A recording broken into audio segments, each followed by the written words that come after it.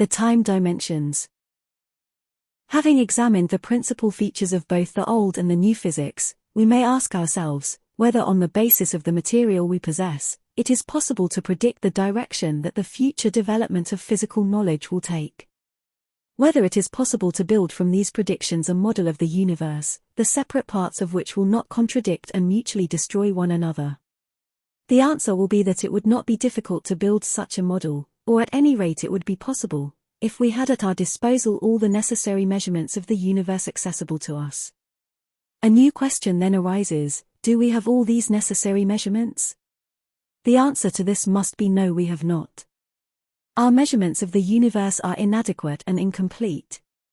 In the geometrical three-dimensional universe this is quite clear, the world cannot be fitted into the space of 3 coordinates. Too many things are left out, things that cannot be measured. It is equally clear also in the metageometrical universe of 4 coordinates. The world with all its variety of phenomena does not fit into a 4-dimensional space, no matter how we take the 4th coordinate. Whether as a quantity analogous to the first 3, or as an imaginary quantity determinable, relative to the ultimate velocity that has been found, i.e. the velocity of light. The proof of the artificiality of the 4-dimensional world in new physics lies first of all in the extreme complexity of its construction, which requires a curved space. It is quite clear that this curvature of space indicates the presence in it of yet another dimension or dimensions. The universe of 4 coordinates is as unsatisfactory as the universe of 3 coordinates. To be more exact, we can say that we do not possess all the measurements necessary for the construction of a model of the universe, because neither the 3 coordinates of old physics, nor the 4 coordinates of new physics are sufficient for the description of all the variety of phenomena in the universe. Or in other words, because we do not have enough dimensions. Let's imagine for a moment that somebody builds a model of a house, having only the floor, one wall and the roof. This will be a model corresponding to a 3-dimensional model of the universe. It will give a general impression of the house, but only on condition that both the model itself and the observer remain motionless. The slightest movement will destroy the whole illusion. The 4-dimensional model of the universe of new physics is the same model, only arranged so that it rotates, turning its front always to the observer. This can prolong the illusion for some time, but only on condition that there is no more than one observer. 2 people observing such a model from different sides will very soon see of what the trick consists.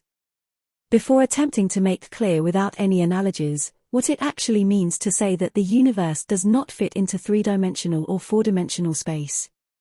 Before attempting to discover what number of coordinates really determines the universe, we need to eliminate one of the most essential misunderstandings which exist with regard to dimensions.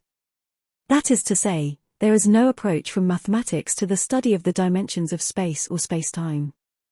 Mathematicians who assert that the whole problem of the 4th dimension in philosophy, in psychology, in mysticism, has arisen because someone overheard a conversation between 2 mathematicians on subjects they alone could understand, are greatly mistaken. Mathematics detaches itself easily and simply from 3-dimensional physics and Euclidean geometry, because really it does not belong there at all. It is quite wrong to think that all mathematical relations must have physical or geometrical meanings. On the contrary, only a very small, and the most elementary part of mathematics, has a permanent connection with geometry and with physics. Only very few geometrical and physical quantities can have permanent mathematical expression.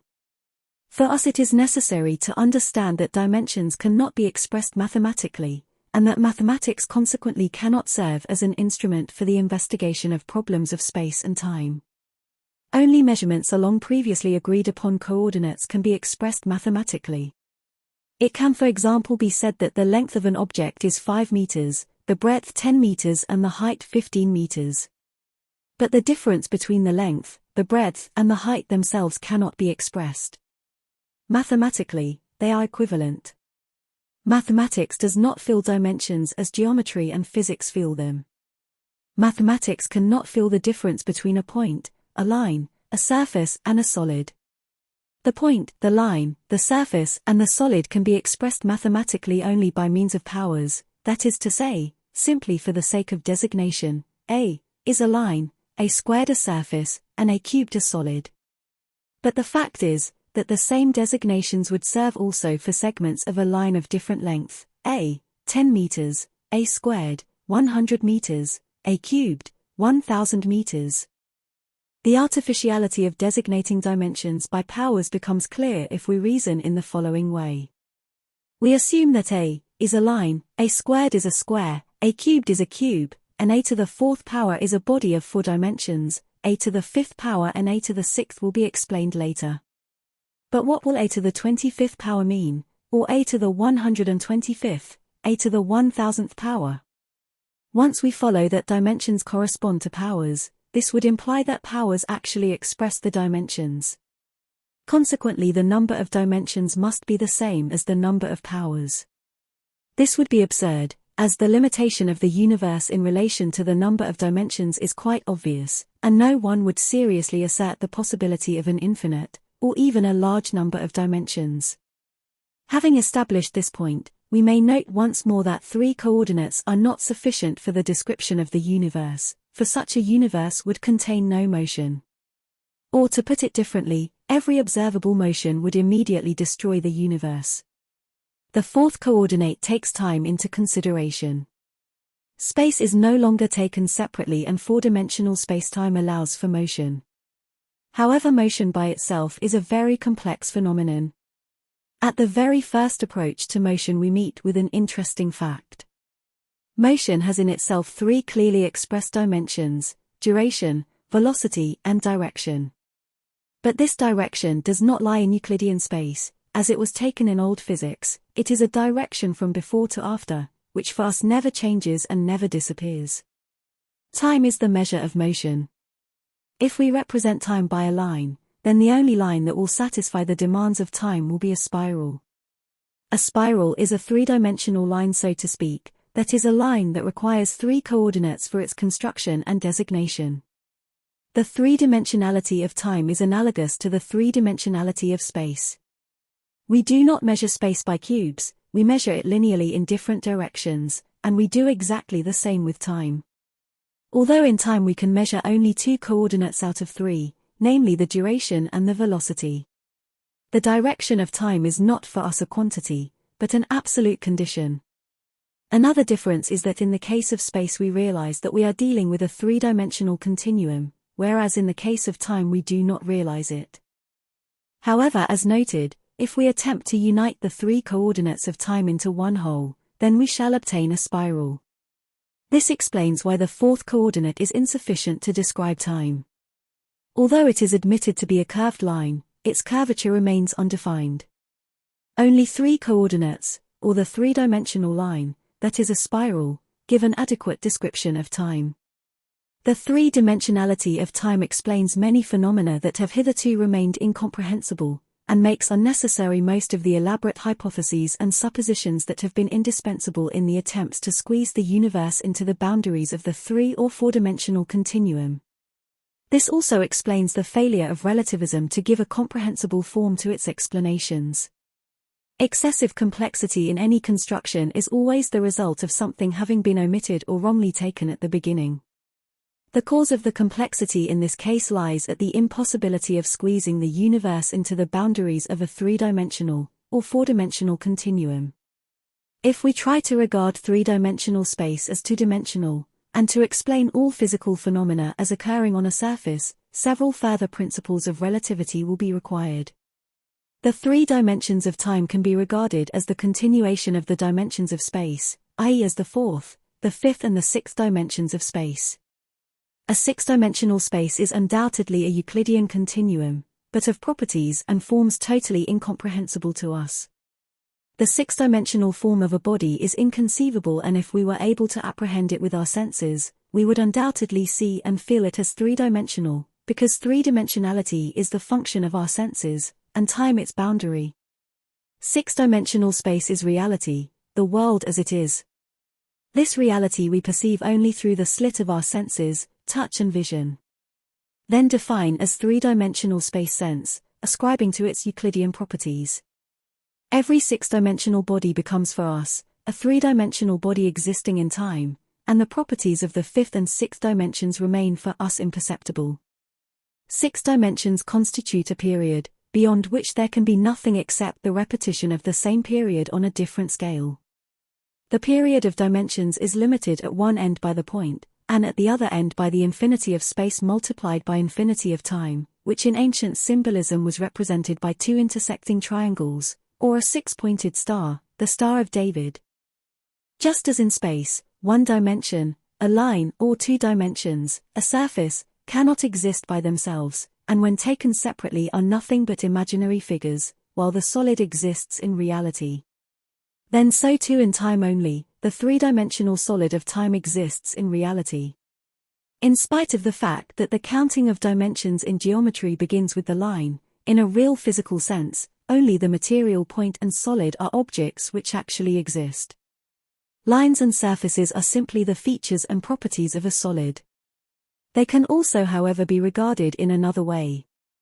A line as the path of the motion of a point in space, and a surface as the path of the motion of a line, along the direction perpendicular to it, or its rotation.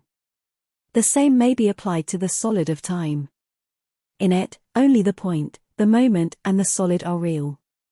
Furthermore, the moment can change, that is, it can contract, disappear, and expand, becoming a solid. Whereas, a solid can contract till it becomes a point, and so on. The number of dimensions can neither be infinite nor very great, they cannot be more than 6.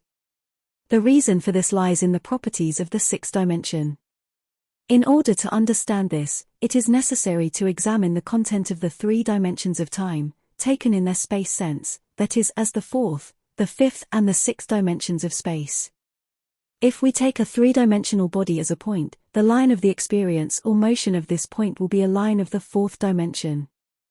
Let's take for example the line of time as we usually conceive it. The line determined by the 3 points before, now and after, is a line of the 4th dimension. Let us then imagine several lines perpendicular to this line, before, now, after. These lines, each of which designates now for a given moment, will express the perpetual existence of past and the possibly of future moments. Each of these perpendicular lines is the perpetual now, for some moment, and every moment existent has such a line of perpetual now. This is the 5th dimension. The 5th dimension forms a surface, in relation to the line of time. Everything we know, everything we recognize as existing, lies on the line of the 4th dimension.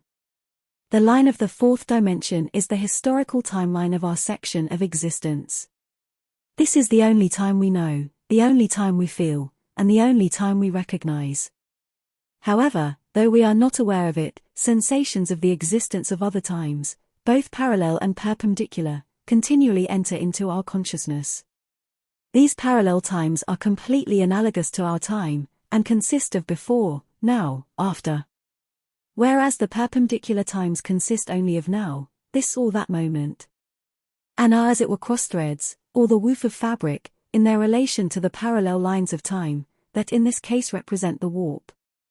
However, each moment of now on the line of time, that is on one of the parallel lines, contains not one, but a certain number of possibilities, at times a great, and at others a small number. The number of possibilities contained in every moment must necessarily be limited, for if the number of possibilities were not limited, then there would be no impossibilities. Thus each moment of time, each now, within certain limited conditions of being or physical existence, contains a definite number of possibilities, and an infinite number of impossibilities. However, impossibilities can also be of different kinds. If while walking through a familiar meadow, I suddenly see a big birch tree which was not there yesterday, it would be an impossible phenomenon, precisely the material miracle that is not admitted by the principle of Aristotle. However, if while walking through the same meadow, I suddenly saw in the middle of it a coconut palm, this would be an impossible phenomenon of a different kind, also a material miracle but of a much higher or more difficult order. This difference between impossibilities must be kept in mind. On the desk before me there are many different things. I may deal with these things in different ways. However, I cannot, for instance, take from the desk something that is not there. I cannot take from the desk an orange that is not there, just as I cannot take from it the pyramid of Cheops or St. Isaac's Cathedral. It looks as though there is actually no difference in this regard between an orange and a pyramid, yet there is a difference. An orange could be on the desk, but a pyramid could not be. However elementary all of this is, it clearly shows that there are varying degrees of impossibility. However, at present we are concerned only with possibilities, and as mentioned, each moment contains a definite number of possibilities. I may actualize one of the existing possibilities, that is, I may do something, and on the other hand I may do nothing. But whatever I do, that is, whichever of the possibilities contained in the given moment is actualized, the actualization of this possibility will determine the following moment of time, the following now.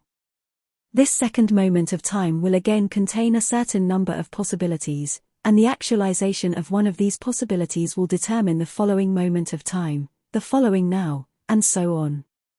Thus a line of the direction of time can be defined as the line of the actualization of one possibility out of a number of possibilities that were contained in the preceding point.